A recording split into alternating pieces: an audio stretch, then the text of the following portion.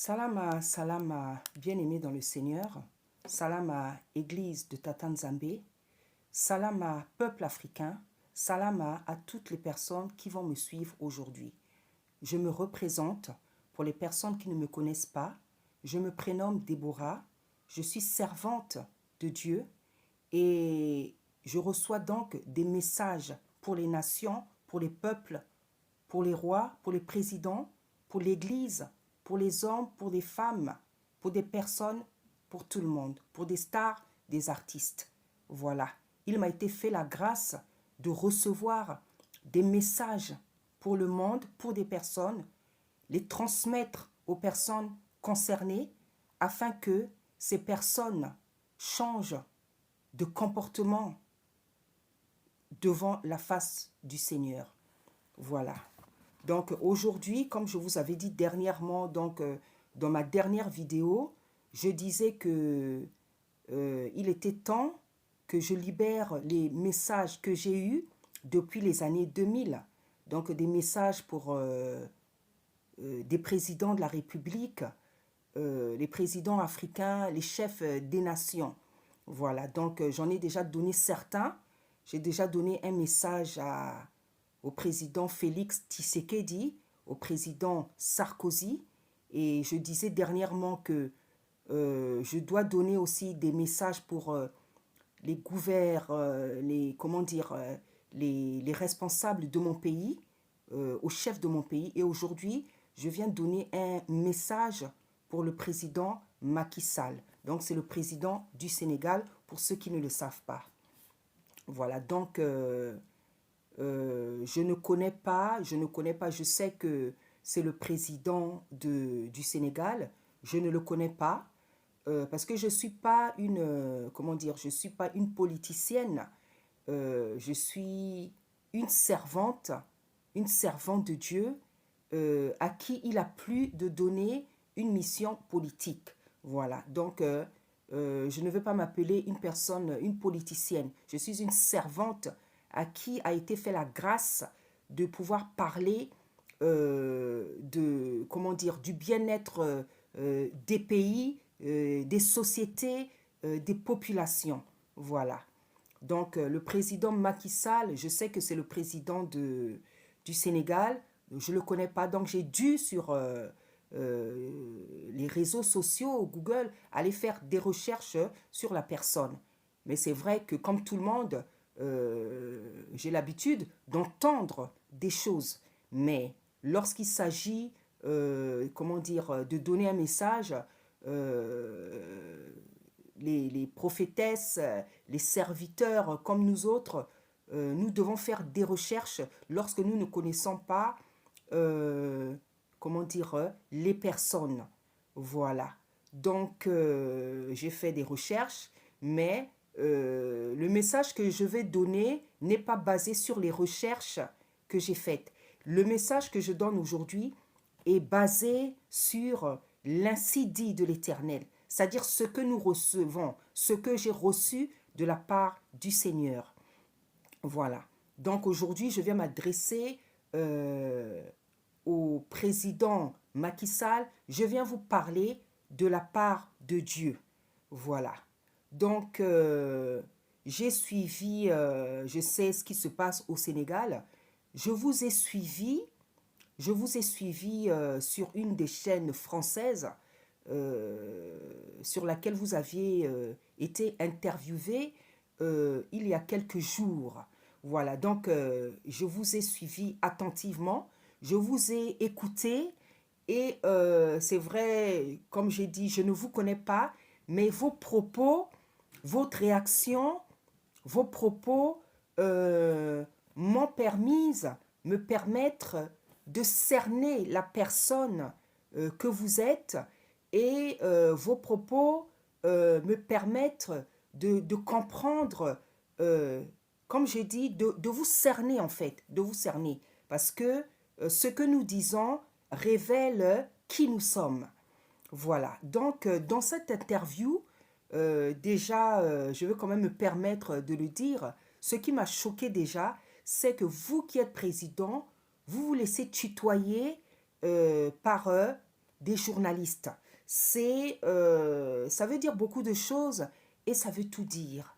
Voilà, je pense que un président, ce n'est pas n'importe qui. Le tutoiement laisse la porte ouverte à la familiarité. Et je pense que ce n'est pas un bon exemple pour personne. Voilà. Voilà, donc c'était une parenthèse, mais je pense que c'est important de relever ce détail parce que justement, c'est un détail qui explique et qui peut faire comprendre beaucoup de choses. Voilà. La deuxième chose que j'ai retenue de cette interview, lorsque le journaliste vous a posé la question sur le candidat que vous souhaitez vous remplacer, la question vous a été posée si ce candidat pourra, comment dire, faire peser lourd en face des autres candidats. Vous avez répondu que son avantage, c'est qu'il a votre soutien et c'est qu'il a la majorité derrière lui. Ce que je voudrais dire, Monsieur le Président, est-ce que le fait d'avoir le soutien d'un président sortant, d'un président qui a dit qu'il ne se représenterait pas, et le fait d'avoir une majorité, est-ce que ça garantit la victoire d'une élection? Est-ce que ça garantit le bonheur des populations? Est-ce que ça garantit la force, la force d'un pouvoir? Est-ce que le fait d'avoir la majorité, d'avoir le soutien de l'ex-président, parce que je pense qu'on peut vous appeler ainsi maintenant, est-ce que ça garantit la victoire d'une élection, la force d'un pouvoir, la force d'une... Voilà. Voilà les questions que je me pose. Voilà. Donc, pour donner le message qui vous concerne, je vois aussi que vous faites partie des gens et des présidents qui sont d'accord avec une intervention au Niger, qui est un pays voisin et qui est un pays africain. Ce que vous êtes. Vous êtes un Africain, vous êtes un Sénégalais, vous êtes un Africain. Donc, ce n'est pas logique du tout que vous ayez à l'esprit de faire bombarder, parce que c'est ce qu'il y a dans l'esprit de vos coéquipiers, si je peux les appeler ainsi, des personnes, des présidents de la CEDEAO.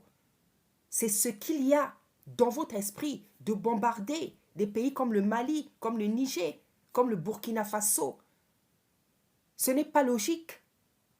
Ce n'est pas normal. Ce n'est pas logique. Car le Niger est un pays africain. Ce que vous êtes. Comment est-ce concevable? Comment est-ce possible? Comment est-ce concevable qu'un président africain veuille combattre, bombarder un autre pays africain, alors que nous connaissons la situation de l'Afrique depuis plusieurs décennies? Je ne veux pas vous raconter l'histoire, certainement vous la connaissez mieux que moi, mais ce que je constate, c'est que la souffrance de l'Afrique, le passé de l'Afrique, l'histoire de l'Afrique ne semble pas avoir effet sur vous, sur votre conscience, sur votre moralité. Parce que l'Afrique a assez souffert. Donc, si l'Afrique doit encore souffrir, si l'Afrique doit encore être persécutée, logiquement, ce n'est pas par un Africain, encore moins par un président africain. Or, vous faites partie des personnes qui sont prêtes à bombarder le Niger, à combattre le Niger, parce que le Niger, comme d'autres pays africains qui se sont levés, désire tout simplement la souveraineté de son peuple, ce qui est logique. Tous les peuples sont souverains, Tous les peuples sont souverains. Pourquoi il y a des peuples qui veulent écraser d'autres peuples? Pourquoi il y a des peuples qui veulent écraser d'autres peuples? Tous les peuples sont souverains. Avant la colonisation, avant l'esclavage, les peuples, je dirais mieux, les royaumes étaient souverains. Nous vivions très bien. Nous avions des économies, des politiques, une organisation politique, économique de nos royaumes que personne ne nous a appris, que personne n'est venu nous enseigner, que personne n'est venu nous donner. Au contraire, les personnes qui sont venues découvrir ces royaumes étaient surprises de l'organisation, de l'économie, de la société, de la politique, de la gestion des hommes. Donc, nous vivons bien. Aujourd'hui, nous sommes dispatchés, disloqués, partagés en pays. Mais j'en suis sûr que je ne vous apprends pas que nous étions des royaumes qui étaient florissants, puissants, merveilleux, spécial, beau. Lorsque nous voyons les images, Dieu merci, il y a encore les images qui ont été pu capturer. Donc nous voyons que c'était des royaumes magnifiques, magnifiques, qu'on est venu détruire. Et je ne veux pas vous apprendre qui a fait cela. Donc, ce n'est pas logique que vous, président africain, vous vouliez vous lever contre un autre frère africain en rejoignant nos oppresseurs qui nous ont toujours fait du mal, qui continuent à nous faire du mal. Ce n'est pas logique du tout, c'est inconcevable. Donc voilà ce que je viens vous dire de la part du Créateur. On a toujours fait du mal à l'Afrique. Jusqu'à aujourd'hui, on lui fait du mal. L'Afrique est un continent qui invoque, qui implore le Créateur. Toutes les nations, en tout cas la majorité, les Africains en général, prient le Créateur, prient Dieu. Et ce genre de comportement de votre part, ce sont des comportements étrangers à nos nations. Ce sont des comportements étrangers à notre continent. Parce qu'en général, les Africains, c'est des gens, c'est un continent qui prie, qui invoque, qui implore le Créateur. Les Africains, ce sont des gens qui ne savent pas, en tout cas, qui n'ont pas cet esprit, cette tendance à vouloir faire du mal aux autres. Et je ne veux pas vous apprendre que c'est vraiment dans l'ADN de l'Africain de ne pas vouloir faire de mal, de ne pas vouloir brutaliser, faire du mal à son prochain. Nous sommes reconnus pour cette tendance. Mais manifestement, elle ne s'applique pas à tous les Africains. Parce que dans votre comportement, vous montrez que vous n'êtes pas comme ça. Or, en général, les Africains sont comme ça. En tout cas, nous voilà. Donc, aujourd'hui, vous êtes avec les oppresseurs depuis longtemps, comme d'autres présidents, pour faire du mal à un autre pays africain, qui est votre frère. Qui est votre frère? Parce que l'Afrique a été séparée. L'Afrique a été divisée en pays, mais nous étions des royaumes. Les Africains, c'est la même personne. Les Africains, c'est la même personne. Mais voilà ce que vous vous apprêtez à faire. Si l'Afrique a subi ceci, c'est parce que l'Afrique dans le passé, et même jusqu'à aujourd'hui, l'Afrique continue à mal se comporter. C'est pour ça que le Créateur, Dieu, nous a livrés à nos oppresseurs. Mais ce temps, les 400 ans, sont arrivés à leur terme. Les 400 ans sont arrivés à leur terme. C'est sûr, la délivrance de l'Afrique, la liberté de l'Afrique ne se fera pas du jour au lendemain, comme dans les autres nations, comme dans les autres continents. La liberté d'un peuple, d'une nation, ne se fait jamais du jour au lendemain. Mais ce qui est sûr, c'est que le Créateur, le Dieu Tout-Puissant, qui nous avait livrés, aujourd'hui c'est ce même Créateur qui se lève pour récupérer ses enfants, pour restaurer l'Afrique, pour nous défendre, pour nous protéger et pour relever l'Afrique du trou dans lequel on l'a plongé. Donc, Monsieur Macky Sall, si vous faites partie des gens qui veulent combattre cette œuvre divine, parce que cette œuvre, le relèvement de l'Afrique, c'est par la main du Tout-Puissant qu'elle va se faire. Si vous pensez, Monsieur Macky Sall, que vous êtes assez fort, que vous êtes assez puissant, que vous avez toutes les armes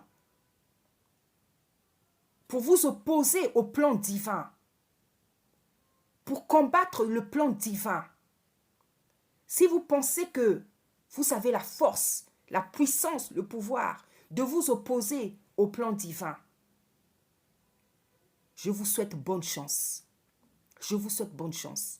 Parce que le livre que je lis, qui a été falsifié bien sûr, mais où une vérité est toujours là. La Bible me dit, dans Jérémie, qui pourrait s'approcher de l'Éternel sans que lui-même ne nous attire à lui? Qui peut s'approcher de lui? Qui peut lui résister en face? Voici les paroles qu'il y a dans ce livre-là. Qui peut résister le Créateur en face? Qui peut s'approcher de lui sans que lui-même il nous attire? Voilà ce que dit cette parole, ce livre. Si M. Macky Sall, vous pensez que vous pouvez faire du mal au Niger, au Burkina, au Mali, à tous les autres Africains, à votre peuple, sans perdre vos plumes ou rester carrément en vie, je vous souhaite vraiment beaucoup de courage. Beaucoup de courage, je dirais même de la bravoure. Parce que toute personne, que ce soit vous, que ce soit deux personnes qui se lèvent contre le plan divin, c'est-à-dire de relever l'Afrique, cette personne ne se lève pas contre des hommes. Cette personne ne se lève pas contre Ibrahim Traoré. Cette personne ne se lève pas contre les présidents du Mali, du Niger ou contre les Africains.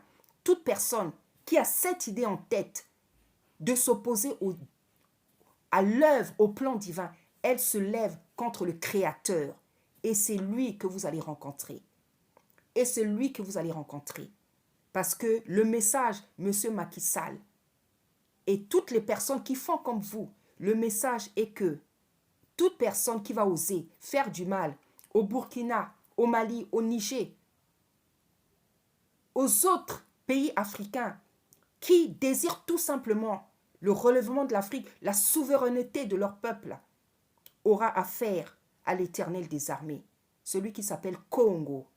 Parce qu'on nous a donné beaucoup d'autres noms. Son vrai nom, on nous l'a enlevé de nos mémoires, de nos bouches. Il aura affaire à lui, non pas à des hommes, mais il aura affaire à lui. Vous êtes un Africain, vous êtes Sénégalais, vous êtes un Africain, vous êtes encore au poste, aux commandes, et c'est inconcevable que vous vouliez faire du mal à un autre président africain. Il y a vraiment quelque chose qui ne va pas. Il y a vraiment quelque chose qui ne va pas. Comme vous le voyez, président Macky Sall, toute l'Afrique s'est levée. Toute l'Afrique s'est levée. Toute l'Afrique s'est levée. Et encore mieux, le Créateur lui-même s'est levé. Il s'est levé parce que un Dieu, le Créateur, il n'y en a qu'un seul. Il n'y en a qu'un seul. Il n'y en a qu'un seul. Il s'est levé. Donc, vous ne combattrez pas des hommes, vous ne combattrez pas des présidents, mais vous prenez le risque de combattre le Dieu, le Créateur tout-puissant, l'Éternel des armées. Celui qui a tout créé, les hommes, les animaux, les collines, les vallées, les pays. Celui qui a tout créé, le vent, la lune, le soleil, celui qui a tout créé. Voici celui que vous prenez le risque de combattre. Et laissez-moi vous dire, si vous osez vous et vos amis, puisque vous êtes convaincus que, en faisant ce groupe, vous allez terrasser l'Afrique. Monsieur Macky Sall, comme je l'ai dit dernièrement, vous allez voir sous les cieux des choses que vous n'avez pas encore vues. Comment un créateur, un Dieu invisible, depuis les cieux, est capable de défendre ceux qu'il aime, ses enfants, ses nations à lui. On ne se lève pas contre les plans divins. On ne se lève pas, on ne combat pas les plans divins. On ne les combat pas. On ne les combat pas. Il y a d'autres présidents africains et même européens qui ont fait les choses que vous faites aujourd'hui, qui se pensaient assez forts, mais aujourd'hui, ils n'existent plus. Parce que leur sort était dans les mains de Tata Nzambe. Voici le message que j'ai reçu pour vous. Donc, si vous n'avez pas égard à ce message, la responsabilité vous en revient.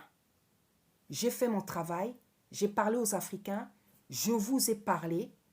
La prochaine fois, je viendrai parler à une autre personne ou à d'autres personnes. Merci peuple africain, soyez puissamment bénis au nom puissant d'Issaïa Congo. Merci.